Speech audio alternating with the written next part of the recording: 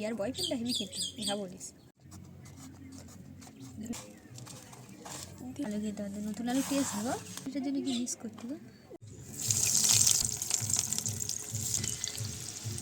ওর কাছে ফোন করে ওর বাবা বলতে পারলো তুমি বিয়ে করো, তোমার ছেলে দেখার সাথে বিয়ে করো, নাহলে আমি তোমার ছেলে দেখে বেঁধে দেবো।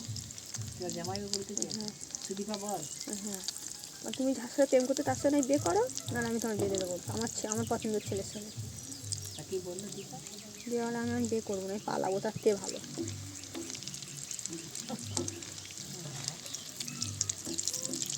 আমি এখন পড়াশোনা করতে যাই। দিনকাল পড়েছি বাবা।